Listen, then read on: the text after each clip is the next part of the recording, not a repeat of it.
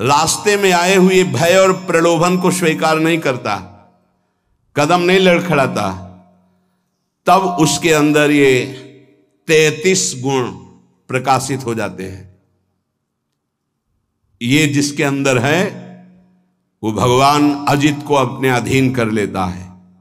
जब किसी का सही मार्ग तय होने लगता है तो दो बातें उसको गिराती हैं, भय या प्रलोभन। जो भय से भी नहीं लड़खड़ाता, प्रलोभन से भी नहीं रुकता, उसमें 33 भागवतिक सद्गुण प्रकाशित हो जाते हैं। पहला, अहिंसा। मन वचन कर्म से भी कभी वो किसी की हिंसा नहीं करेगा, न मन से, न वचन से, न कर्म से। धर्म का अलग अलग उपदेश है, स्थान, व्यक्ति, योग्यता, अधिकार के अनुसार। अहिंसा हमारे लिए है, हम निवृत्ति मार्ग के हैं। आप एक वीर योद्धा हैं राष्ट्र रक्षा के लिए, तो आपके लिए कठोरता चाहिए हृदय में। यदि आप दयालुता धारण करेंगे तो हमारा राष्ट्र संकट में पड़ जाएगा। आपके लिए माला चलाना नहीं, आपके लिए गोली चलाना भजन है। आप अपने धर्म से युक्त रहिए। अर्जुन जी कह रहे मैं सन्यास लेकर भिक्षा मांगकर खा लूंगा, युद्ध नहीं करूंगा। भगवान कह रहे गलत, पर धर्मो भयावहा, स्वधर्म का पालन कर, इस समय नहीं भय को प्राप्त हो जाएगा। ये परमार्थ के पथ पर जो भगवत प्राप्ति के मार्ग में चला है, जिसको भगवान ने ये मार्ग दिया है, उसके लिए पहला सद्गुण अहिंसा। मन से, वचन से, कर्म से किसी की हिंसा नहीं करना। हिंसा और अहिंसा का निर्णय स्थान, अवसर, धर्म की स्थिति के अनुसार दिया जाता है, ना कि सार्वभौम। सार्वभौम अहिंसा का सिद्धांत नहीं चलेगा। हमारे धर्म का नाश करने आ रहा, हम अहिंसा व्रत लेकर बैठे, हमारी मर्यादा, हमारे राष्ट्र, हमारे धर्म का नाश करने जा रहा है, तो इस समय हिंसा ही अहिंसा से बढ़कर के भी है, ये समझना होगा। इसलिए बहुत विवेक परमार्थ में चाहिए। जो निवृत्ति परक साधक हैं उनके हृदय में अहिंसा धर्म का प्रादुर्भाव होता है, और अहिंसा धर्म भी अपना रूप अलग धारण करता है। जैसे वेन राजा ने भगवान के विरुद्ध आचरणों की स्थापना करनी चाहिए, तो संतों ने जो अहिंसा व्रत के परम पुजारी, उन्होंने उसकी हिंसा कर दी, क्योंकि उस समय हिंसा ही सबसे बड़ा धर्म है। और उसके शरीर से फिर मत कर भगवान पृथु को प्रकट किया। ये बड़ा सूक्ष्म विषय, धर्म बड़ा सूक्ष्म विषय है। दूसरा, सत्य। मन से जो सोचा गया, वाणी से वही बोला गया, आचरण में वही किया गया, उसे सत्यवादी कहते हैं। सत्य वचन में जरूर होना चाहिए। तीसरा, आस्तेय, चोरी ना करना, कभी भी किसी की चोरी ना करना, ये भगवान के भक्त में आ जाता है। चौथा, ब्रह्मचर्य। अगर गृहस्थ है तो संयम के अनुसार ब्रह्मचर्य, एक नियत समय के अनुसार ब्रह्मचर्य। विरक्त है तो आजीवन अखंड ब्रह्मचर्य, ये लक्षण प्रकट हो जाता है। पांचवा, अपैशुन, कभी किसी की चुगली ना करना। ये साधक ध्यान दे, कभी किसी की चुगली ना करना। कैसे?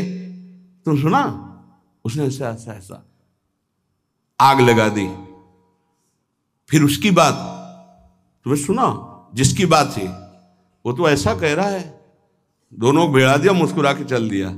तो तुमको ऐसी जगह भिड़ाया जाएगा जहां मुस्कुरा ही नहीं पाओगे, क्योंकि वो देख रहा है, तीसरा कोई देख रहा है, वो ऐसी जगह भिड़ाएगा कि तुम्हारी महीनों की मुस्कुराहट गायब हो जाएगी। होश में नहीं, किसी की भी चर्चा नहीं करनी। इनकी बात उनसे कहना, उनकी बात उनसे कहना, इसे चुगली कहते हैं। शास्त्रीय भाषा में अपैशुन नहीं करना, ये हृदय को मलिन कर देता है। किसी की वार्ता नहीं। कभी श्री जी की वार्ता चार खड़े होके करो, बोधनता परस्परम, लाडली जी का ऐसा स्वभाव, ऐसे सुंदर, ऐसे, तो छाती ठंडी हो जाए। कभी श्री जी की चर्चा नहीं सुनते। आपस में जब दो मिलेंगे तो चर्चा होगी तो प्रपंच की होगी। वो साधक नहीं, प्रपंची कहा जाता है। अरे जैसी हरिवंश प्रपंच बंच सब ये काल ब्याल को खायो, यह जिए जान श्याम श्यामा पद कमल संग सिरनायो। छठवां है लज्जा। लज्जा कहते पाप कर्म करने में बहुत संकुचित हो जाना, नहीं मन से ही घृणा हो जाए, नहीं नहीं नहीं, हमें नहीं चाहिए, हम प्रभु के मार्ग के पथिक हैं। सातवां अमानिता। ये लक्षण उदय होते हैं, मान की बिल्कुल चाह न रह जाना, और ये बहुत खतरनाक है, बहुत खतरनाक। सबसे पहला लक्षण है ब्रह्मबोध महापुरुष का मान रहित होना। निर्मान अमोहा जित संग दोषा। मान सबही मान प्रद आप अमानी, मान कभी स्वीकार नहीं करना चाहिए। महापुरुषों को देखो, आज भी गुरुदेव भगवान आरती करके सबको पंचांग प्रणाम करते हैं, सबको पंचांग प्रणाम करते हैं। अपने लोग गुरु जी आचार्य चरण सर्वान वस्तुतया निरीक्ष परम स्वाराध्य बुद्धिर मम क्वाहम तुच्छा परम अधमा। आचार्य चरण क्या कह रहे, क्वाहम तुच्छा परम अधमा। सबको प्रणाम कर रहे हैं, गुरुदेव सबको प्रणाम कर रहे हैं, तो हमको शिक्षा लेनी चाहिए। अमानी ना मान देना, सब ही मान प्रद आप अमानी। ये अमानिता, ये सातवां लक्षण उपासक के अंदर जागृत होता है। आठवां पवित्रता। शरीर पवित्र, वस्त्र पवित्र, चिंतन पवित्र, व्यवहार पवित्र। छल कपट से व्यवहार दूषित हो जाता है। अरे बहुत बहुत, अगर आप भगवत मार्ग में, तो कभी ऐसा मत करना, क्योंकि जिससे कर रहे हो और आप उसके बीच में ईश्वर विराजमान है, उसी की आराधना के मार्ग में तो चले हो। पवित्रता, शरीर पवित्र हो और वस्त्र पवित्र हो। ये आपका लोक शंका मल त्याग आदि बहुत सावधानी से पवित्रता का निर्वाह करोगे तो शरीर राग का नाश हो जाएगा। ध्यान रखना, जितना पवित्र हो कोई उतने शरीर राग का नाश होगा। ये उल्टा लक्षण है। शरीर को पवित्र रखना, शरीर राग का नाश। शरीर को अपवित्र रखना, अत्यंत ममता आसक्ति शरीर से हो जाएगी। देखो, इसीलिए अत्यंत ममता आसक्ति शरीर से है। नवा संतोष। जैसी परिस्थिति प्रभु ने दी उसमें राजी रहना। जोई जोई प्यारो करे सोई मोहि भावे। कोई चाह न रखना, ये संतोष धन है। इसी से सारी कामनाएं नष्ट हो जाती हैं। बिन संतोष न काम न साही, और अछत काम सुख सपन्यों नाही। बिना संतोष के कामनाओं का नाश नहीं होता। तो उपासक के हृदय में संतोष आ जाता है, जैसा प्रभु ने दिया। आज सब्जी भी नहीं है, प्रभु की बड़ी कृपा है, रोटी अकेले पा ली। आज रोटी भी नहीं है, जल से काम चला लिया।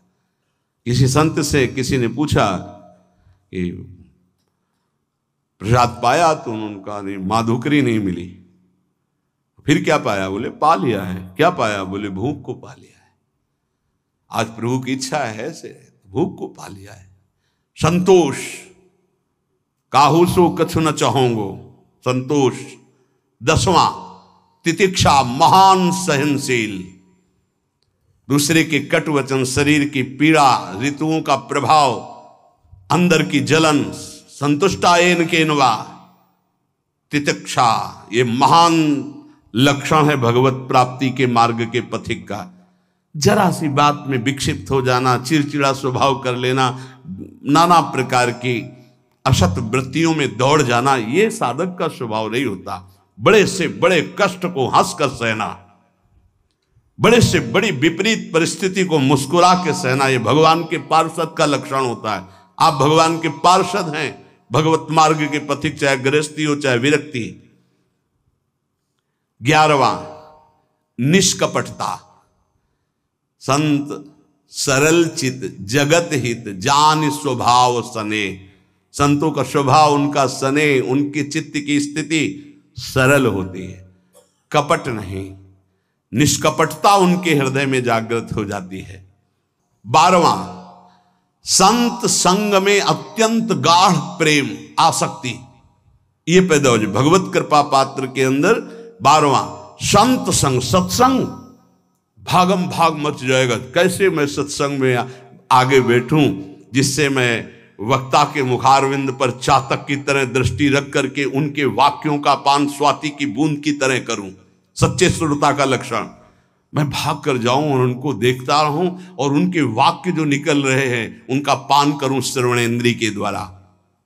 13वां, संत सेवा की भूख ये प्रकट हो जाती पक्का।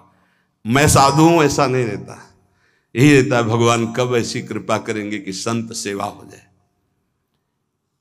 एक साधक कह रहे थे कि जब संत सेवा होती है, उनके दर्शन सेवा का अवसर मिलता है, तो ऐसा लगता है कि ये कभी बंद ना हो और जीवन भर मुझे साधु सेवा मिलती रहे। बहुत अच्छा लगा कि हम लोग जब उनकी सेवा में खड़े होते तो एक अलौकिक आनंद मिलता है। संत सेवा की भूख जग जाना। बड़े भावुक जन होते हैं, बड़े भावुक जन होते हैं, इससे बहुत बड़ा प्रभाव पड़ता है, बहुत बड़ा हृदय में प्रभाव पड़ता है। एक संत थे जो कभी सेवा स्वीकार नहीं करते थे, तो बाहर उस समय शौच जाने को होता था, तो जहां वो बाहर शौच जाते थे तो एक भगत थे, वो कभी शिष्य नहीं बनाते थे संत। तो कैसे सेवा करें, कहीं कुटिया में सेवा को तो अवसर ही नहीं था, तो जब शौच हो जाते तो शौच को गड्ढा खोद करके ऊपर से रथ से पाट देते। तो पहले जिस एरिया में शौच जाते थे तो उनको दिखाई देती थी पड़ी, साफ साफ एकदम ऐसे। महीनों हो गया, तो एक दिन छुप करके देखा तो वो कर नजदीक गए, कहा भाई ऐसी ये वृत्ति आप करते हो मुझे पसंद नहीं, आप क्यों करते हो? उनका भगवान मुझे लगा था कि संत सेवा करना चाहिए, आप प्रगट में कोई वही उन्हीं को शिष्य बनाया और अपनी सारी आंतरिक धरोहर उनको सेवा से बहुत, पर सेवा ऐसी छुप कर या कोई जान न पावे या उसको जलाने की चेष्टा ना हो, उससे मान सम्मान प्रियता प्राप्त करने की इच्छा ना हो, ये सेवा का भाव बड़ी कृपा से प्राप्त होता है। संदीपनी जी अपने गुरु जी की सेवा के प्रताप से ही जगत गुरु भगवान श्री कृष्ण के गुरु बनने का पद प्राप्त किया। सेवा में बड़ी सामर्थ्य है।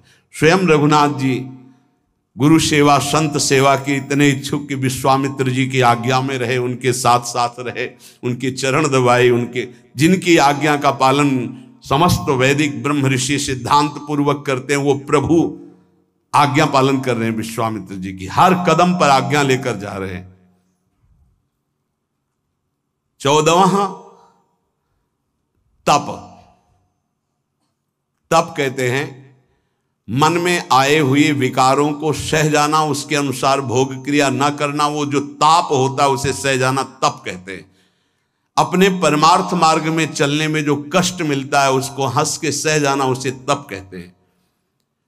जैसे किसी को भी नींद ना आती हो तो इस समय आराम से आ जाएगी घर में आराम से, लेकिन आप नींद का त्याग करके तो प्रणाम करते हैं। कहते हैं कलयुग चल रहा है, प्रणाम करते हैं। 10-10, 20-20 हजार लोग मार्ग में, अगर हम वहां से 2:15 बजे निकलते हैं तो वो कै बजे से लगे होंगे, कै बजे खड़े रहे होंगे, कहां से आए होंगे, और किसी के चेहरे में कोई निराशा नहीं, नाचते हुए उत्साहित होते। मुझे तो सतयुग दिखाई दे रहा है, सब राधा राधा राधा राधा राधा।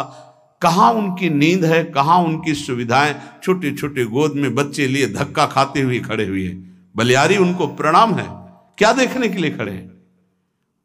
क्या मिल जाता है उनको? ना एक चाय मिलती, ना एक लड्डू मिलता है, ना उनको ऐसे भी तो नहीं होता कि, और ऐसे है भी क्या? आया क्या कुछ तुम्हारे पास है? ऐसे कुछ आया क्या? कुछ नहीं, कुछ नहीं, नहीं तो हम कर तो रहे नहीं, लोग ऐसे नहीं। अगर कुछ आया हो तो बताओ, कुछ नहीं आया। राधा राधा राधा आया, बोलो या ना बोलो, राधा राधा राधा कान में आया, श्रवण में सुना, तुम्हारा मंगल हो गया। कैसे भगवान की कृपा पात्र जन हैं। अपने तो संत नहीं है, संतों की चरण धूलि के आश्रित हैं। वो केवल संत दर्शन मात्र के लिए दूर दूर से गाड़ियों से आकर के रोड में खड़े। आप सच्ची मानिए, जब दृश्य देखिए वहां पार्क, उधर से जब मुड़ते हैं तो दोना पत्तल कीचड़, जहां कूड़ा है वहां वो खड़े हैं। तो उनके चरणों में मन प्रणाम करता है कि उनको ये नहीं कि मैं कीचड़ में घुसा खड़ा हूं या ये अशुद्ध दोने पत्तल उनके ऊपर खड़ा हूं, वह कहीं से भी दर्शन हो जाए मैं खड़ा हूं। प्रणाम है। तप, अपने धर्म के पालन में जो कष्ट मिलता है उसको सहना। अपने धर्म के पालन में जो कष्ट है उससे, जैसे आप संयम से चल रहे तो काम वेदना जागृत हो रही, कोई आपको कट वचन कह रहा तो क्रोध वेदना आ रही, आप अपने परिवार के मोह का पोषण नहीं कर रहे तो मोह जला रहा है, आपके पास अर्थव्यवस्था नहीं तो लोभ आपको सता रहा है। कई तरह की ऐसी वेदनाएं, ताप हैं, पर साधक उधर ध्यान न देते हुए वो भगवान की तरफ बढ़ता, उसे ही तपस्वी कहते हैं। भारी तपस्या इसे कहते हैं। 15वां स्वाध्याय, अपनी वाणी जी का गायन और शास्त्र सिद्धांतों का स्वाध्याय। ये अगर आप नहीं भी करते हैं तो सुनने को मिल रहा है आप सबको। स्वाध्याय करने की रुचि बढ़ जाती है। देखो, जिनका हृदय अपवित्र है, जब वाणी जी होगी यहां बैठेंगे नहीं, यहां नहीं बैठेंगे, आपको बाहर मिलेंगे, क्योंकि मन बर्दाश्त नहीं कर पा रहा वाणी जी के श्रवण में। और जिनका मन निर्मल है, शांत वाणी जी में दृष्टि, उधर गायन हो रहा, कान में पड़ रही, अहो भाग्य, बैठे रहो, ये बंद करो, जो उद्दंडता है मन की बंद करो। सम दम, सम इंद्रियों को बहिर्मुख होने से बचाओ और अंतर्मुख रखो। दम, मन का निग्रह करो। मन जो भोगों की तरफ जा रहा है उसे प्रभु की तरफ लगाओ, बार बार हटाकर भोगों से प्रभु की तरफ लगाना मनोनिग्रह, और इंद्रियों को विषयों से हटा करके बार बार प्रभु की तरफ लगाना इंद्रिय निग्रह। शम दम, दान विनय, ये 17वां दान। अगर आपके पास 100 रुपये हैं, किसी को बीमार देख रहे हो, कष्ट में देख रहे हो, या साधु सेवा या गौ सेवा जो हमारे धर्म के स्तंभ हैं, अगर 1 रुपये भी दे देते हो धर्म की कमाई का तो बहुत बड़ा दान है। बेईमानी करके आप 1 लाख देते हो, उसका कोई महत्व नहीं है, क्योंकि वो बेईमानी करने जिसके पास जाएगा उसकी बुद्धि को भ्रष्ट करेगा। धर्म के द्वारा कमाया हुआ यदि 1 रोटी भी दे देते हो तो वो दान माना जाता है। और अगर कहीं ये मानकर दे देते हो कि आपकी वस्तु आपको समर्पित, तो सेवा बन जाती है।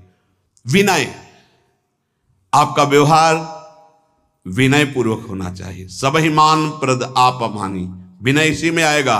हंस बोले बहुमान दे, तरुषम सहनशीलता होए, परम उदार कहे सब कोई, सोच न मन कबहू करे, कब जब वृत्ति भगवदाकार हो जाए तब। नहीं, पहले प्रवचन में कहा है कि नारियल जैसा स्वभाव होना चाहिए, ऊपर से जटिल और कठोर और अंदर से मृदु। अगर ऊपर से मृदु रखोगे तो घायल हो जाओगे। तुम्हारी सामर्थ्य नहीं कि माया के आक्रमण को सह पाओ। एक बार जो तुम्हारी तरफ देखे, दोबारा प्रियता भरी नजर से ना तुम देखो ना वो देखे, जब तक भगवत साक्षात्कार। इसीलिए उत्तम साधकों को देखा गया गंभीर मुद्रा, हिम्मत ही नहीं पड़ेगी कि तुम उनसे संभाषण कर लो। पक्का तुम्हारी हिम्मत नहीं पड़ेगी कि बात करो। अगर तुम्हें श्री हरिवंश भी कहना है तो एक बार सोचना पड़ेगा, वही जाकर सिद्धावस्था को प्राप्त होते। पहले ही व्यवहार में विनम्रता और हंस बोले बहुमान दे, तो तुम्हारी सामर्थ्य नहीं कि तुम व्यवहार के प्रेम को पचा पाओ। विनय। 18वां आर्जव, आर्जव कहते हैं सरलता को। अंदर की सरलता बहुत उत्तम है, बाहर की कठोरता अति आवश्यक है साधक के लिए। बहुत जरूरी है। अगर बाहर से सरल हुए तो धोखा हो जाएगा। ये इसीलिए शास्त्र अनुभवी जिज्ञासु तभी ले पाएगा जब अनुभवी मिलेंगे, नहीं तो शास्त्र को सरल होना चाहिए। तो कैसा सरल होना चाहिए? बहुत सावधान हृदय सरल होना चाहिए, बाहर बहुत विवेक पूर्वक। बिल्कुल कोई ऐसा सरल नहीं है कि साधक से आप संभाषण कर लें, ऐसा स्वभाव बनाना चाहिए। सरल हृदय, संत सरल चित्त। जरा शब्द पर देखिए, सरल चित्त, चित्त में सरलता हो, व्यवहार आपका निष्कपट निश्चल, और व्यवहार थोड़ा शुष्क हो। कब तक? जब तक भगवत प्राप्ति न हो जाए। नहीं तो अगर शुष्क नहीं तो फिर रस में मक्खियां भनभनाने लगेंगी। आंतरिक रस बढ़ाओ, बाहर शुष्क रहो। जब बाहर ठाकुर जी श्री जी आदेश करें कि अब बहने दो रस की धारा, तो वो फिर संभाल लेंगे। 19वां दया। दया बिना साधु कसाई, दया करी तो आफत आई। ये उड़िया बाबा के ही वचन है। दया बिना साधु कसाई, दया होनी चाहिए, लेकिन वही दया तुम्हें मुक्त करेगी, वही दया तुम्हारे अंदर होनी चाहिए। दया का उल्टा क्या है? याद। भगवान की याद भुला दे, ऐसी दया कभी मत करना जैसा भरत जी ने किया। भरत जी ने दया किया और ममता साथ में जोड़ दी, भगवान का भजन छूट गया। अगला जन्म हिरण का बने, तब भजन शुरू हुआ। दया करनी है, पर दयालु भगवान का स्मरण करते हुए जो दया हो जाए। ऐसी दया नहीं करनी कि भगवान का स्मरण छूट जाए, हम फंस जाएं उस दया में। बहुत ऐसी जगह है जहां दया में फंसा जाता है, फिर निकलना बहुत कठिन होता है, भगवान ही निकालते हैं। दया। और 20वां है प्रबल श्रद्धा।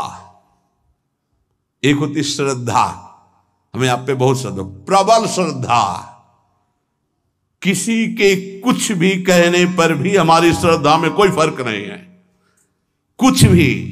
जैसे श्री बलि जी की प्रबल श्रद्धा श्री भगवान पर। गुरुदेव कह रहे हैं कि इनको 3 पग देने को कहा है, तुम्हारी सारी संपत्ति नष्ट हो जाएगी, ये तुम्हें 1 इंच जगह नहीं छोड़ेंगे। ये त्रिभुवनपति भगवान हरि हैं, वापस ले ले संकल्प, मैं कह रहा हूं। प्रबल श्रद्धा, गुरुदेव की बात नहीं मानी।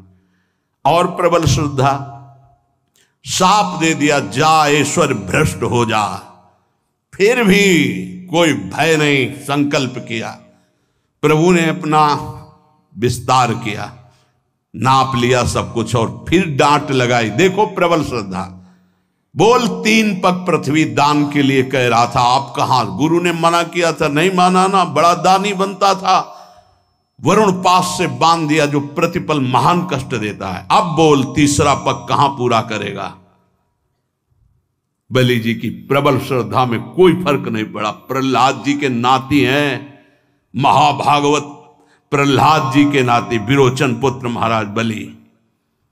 उन्होंने कहा, प्रभु अभी तो आपको प्रणाम भी नहीं किया, हाथ बंधे नहीं, आपको प्रणाम करता। प्रभु हम अपने वचन से पीछे नहीं हटने वाले।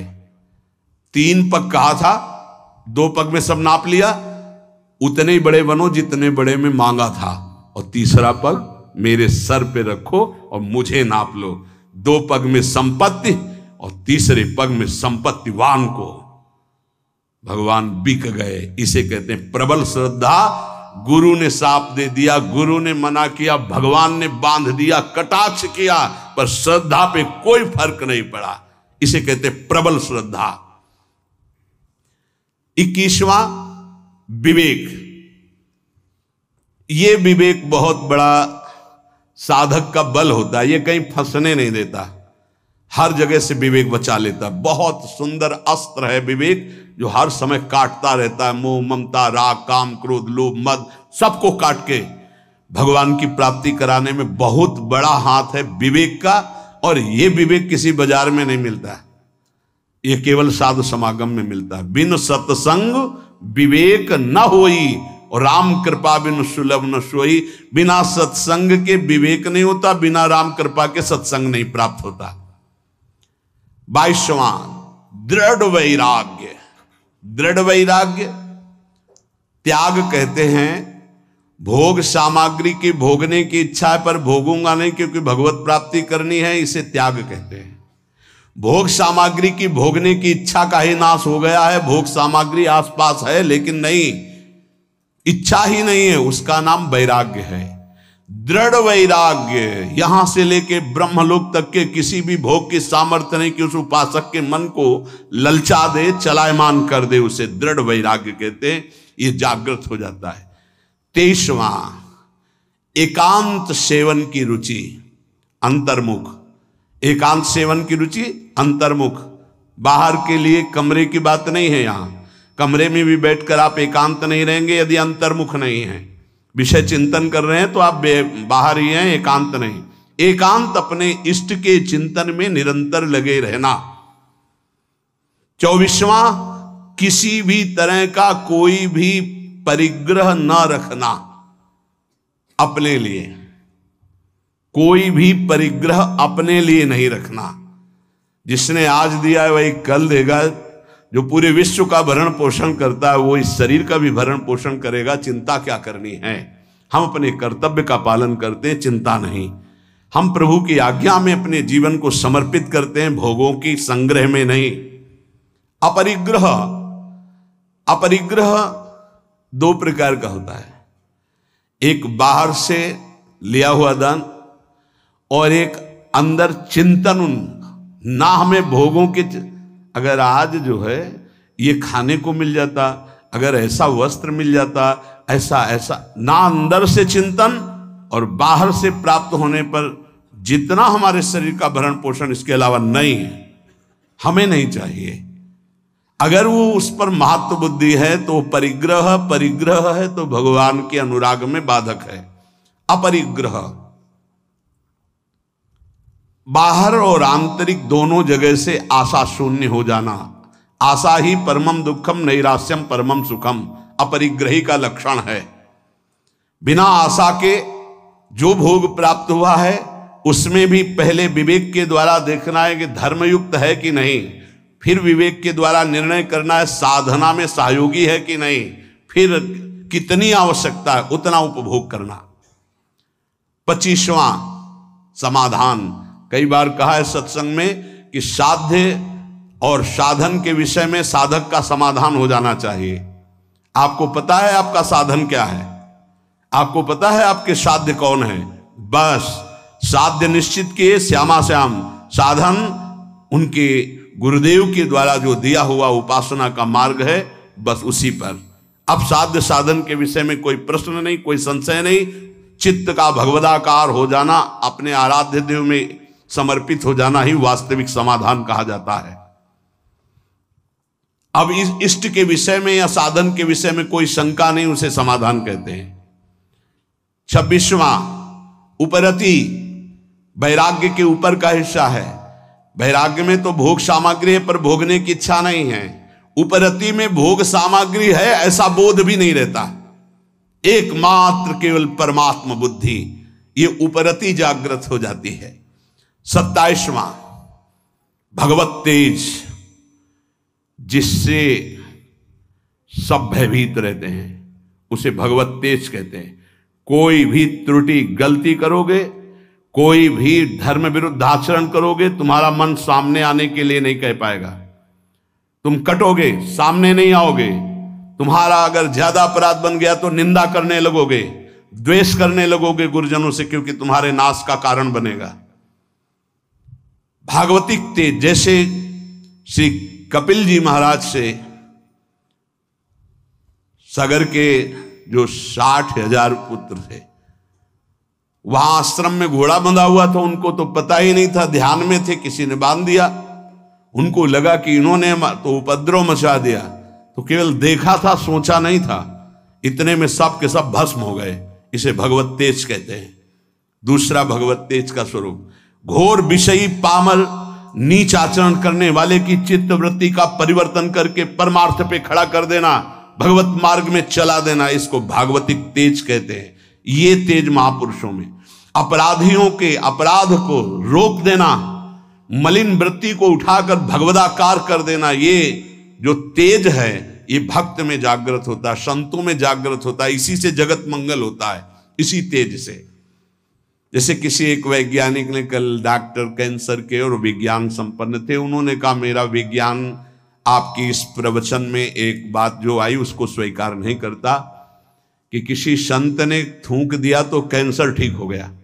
मैं उसका बहुत बड़ा मर्मज्ञ हूं कैंसर का। उसका ऑपरेशन किया जाता है, फिर वो बढ़ता ही रहता है, वो मार के ही छोड़ता है, चाहे 1-2 वर्ष 4 वर्ष उन्हें मरना पड़ता है। पर आपने कहा कि कैंसर का उन्होंने थूक दिया तो कैंसर ठीक हो गया, तो तुम्हें आश्चर्य लगा, तुम्हारा ज्ञान विज्ञान काम नहीं करता, तो एक साथ में और बात सुनी होगी कल कि उन्होंने फिर अपने पैर पे उसके लिया और उस पैर में वो कैंसर इतना बढ़ा कि उसको अपना चरण जो है वो कटवाना पड़ा। पूरी बात सुनोगे तो प्रश्न उत्तर नहीं होगा।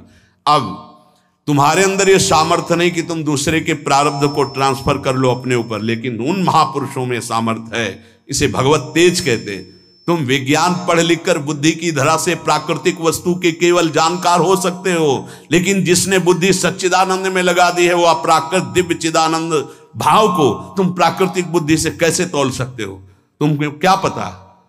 अगर हम ये घटना बता दी तो तुम्हें समझ में आ रहा है। नहीं, हजारों के दोषों और पापों को स्वयं संत लेकर कुछ संकल्प से, कुछ भजन से, कुछ भोग कर नष्ट करते हैं, कर रहे थे और करते रहेंगे। तुम्हें क्या पता है इसको? तुम्हें पता है जो भगवान के भजन में लगे हुए हैं उनके प्रारब्ध की धज्जियां तो भजन से उड़ जाती हैं। वो जो क्षण क्षण कष्ट भोगते रहते हैं, ये शरणागति का प्रभाव है। आपको स्वीकार करके आपके सारे पापों को भस्म करते तभी आप कदम आगे बढ़ा पाते हो परमार्थ में। इस रहस्य को बताया नहीं जाता। ये जितने बड़े बड़े महापुरुष हैं जिनकी शरण में अपने लोग होते हैं, वो पहले हमारे प्रारब्ध को भोगते हैं, उसको काटते हैं भजन के द्वारा, तप के द्वारा। जो प्रबल होते हैं उनको शरीर में भोग करके। ये विज्ञान क्या जान पाएगा इस विषय को? आज भी करह में पत्थर पूज रहा जिसमें बाबा रामदास जी बैठकर भजन करते थे। कैसे तुम संतों के विज्ञान जान पाएगा, संतों की महिमा? क्योंकि जितनी तुम बुद्धि लगा रहे हो वो सब प्राकृतिक ब्रह्मा के द्वारा रची हुई है। और जहां ब्रह्मा की भी बुद्धि काम नहीं करती है, जैसे भगवान बाल रूप जब थे तो सखा भी बने और बछड़ा भी बने, उन भगवान में जिनकी बुद्धि लगी उनको कैसे जाना जा सकता है? कोई आश्चर्य नहीं है। संत जन भगवान के विधान में अपने मन को रखते हैं। नहीं तो हम आपको सच्ची बताएं, विश्व में उनके जो हृदय की बात है तो ना कोई रोगी हो ना कोई माया में फंसे। भाई जी हनुमान प्रसाद पोद्दार जी से कहा आप भगवत साक्षात्कार करा सकते हैं, उनका पक्का। लेकिन प्रभु का ऐसा विधान नहीं। हम सच्ची कहते हैं, किसी से नहीं कहते कि भजन करो, हम सबको राधा कृष्ण के दर्शन करा देते हैं, पर मालिक का विधान नहीं है। क्योंकि मालिक जैसा खेलना चाहता है जमूरा, वैसे ही उसके साथ खेलेगा। हम उनके दास हैं। प्रहलाद जी ने स्पष्ट देख लो, नरसिंह भगवान से कहा मुझे आपकी कृपा है पर्याप्त, मुझे नहीं चाहिए अब कोई वरदान। आपके चरणामृत और नाम जप आपकी कथा से हमारा सब हो जाएगा। हम इनके लिए रो रहे हैं जो माया में फंसे इनको। तो भगवान ने बुला के लाओ किसी को जो बैकुंठ चलना चाहता हो। ये कोई नहीं तैयार हुआ बैकुंठ में, कोई नहीं तैयार हुआ। सच्ची मानो, संत जो भगवत प्राप्त महापुरुष हैं अभी भगवत साक्षात्कार करा दे, पर आपके अंदर चाह नहीं है, आप माया में आ सकते। एक सूकरी मिली, सूकरी से कहा कि तू यहां कितना कष्ट सह रही, चल बैकुंठ। बोले चल तो तू बैकुंठ, लेकिन यहां जो विष्ठा मिलता बैकुंठ में मिलेगा? बोले नहीं, वहां नहीं मिलेगा। बोले नहीं जाना बैकुंठ। हमारी आसक्ति विष्ठा तुल्य भोगों में इतनी हो चुकी कि हम बैकुंठ को भी तिरस्कृत कर रहे हैं। देख लो, ये जीवन भगवान की प्राप्ति के लिए मिला है। संतों की सामर्थ्य में संशय नहीं है, हम उनके सामर्थ्य का सदुपयोग करना नहीं जानते। अगर करुणा में संतों की आज्ञा पे केवल चल दो तो परम पद प्राप्त हो जाए, प्रिया प्रीतम प्राप्त हो जाए। ये उनमें तेज जागृत होता है। 28वां क्षमा, बड़े से बड़े अपराधी को क्षमा कर देना, ये संत स्वभाव में। 29वां महान धैर्यशाली। 30वां अद्रोह, किसी से कभी भी कहीं भी दुश्मनी नहीं उनकी होती, कहीं भी द्रोह नहीं होता। बड़े बड़े संतों से द्रोह की लीलाएं इस जगत ने की है। वो अपने आप को कष्ट लेकर के सह गए, लेकिन किसी को कष्ट नहीं दिया। पक्का भारी से भारी जीवन में देखा गया, संतों के द्रोह करने वाले भी भगवान के बल से बलवान हो जाते हैं और द्रोह करते। अरे यहां तक कि अंतिम लीला तक प्रहार की लीलाएं हुई, जैसे पूज्य पादुड़िया अंतिम लीला करके दिखा दिया। जिस सर पर सैकड़ों बार अभिषेक हुआ, चंदन तुलसी पत्र आदि चढ़ते रहे, उन्हीं पर गड़ासा चला तो भी ओम और भगवत प्राप्त। अद्रोह और 31वां अभय, भक्त में कभी भय नहीं रहता। जब तक पापाचरण करोगे तब तक निर्भय नहीं हो सकते, कोई भी हो, कहीं भी हो, कैसा भी हो। भक्त में अभय स्थिति जागृत हो जाती है। और 32वां है किंचन मात्र अहंकार नहीं रह जाता, अहंकार भगवत स्वरूप हो जाता है। और 33वां परम शांति को प्राप्त हो जाता है। ये सही ढंग से मार्ग में चलने वाले उपासक के अंदर 33 सद्गुण जागृत हो जाते हैं, जो साक्षात भगवान से अंश मात्र में उतरते हैं भक्त पर। अहिंसा, सत्य, अस्तेय, ब्रह्मचर्य, अपैशुन, लज्जा, अमानिता, शौच, संतोष, तितिक्षा, निष्कपटता, सत्संग, साधु प्रेम, साधु सेवा और तपस्या, स्वाध्याय, सम, दम, विनय, आर्जव, दया, श्रद्धा, विवेक, वैराग्य, एकांत सेवन, अपरिग्रह, समाधान, उपरति, तेज, क्षमा, धैर्य, अद्रोह, अभय, निरहंकारता और शांति, ये सद्गुण जो भगवान में विराजते हैं वो अंश रूप से भक्त में आ जाते हैं।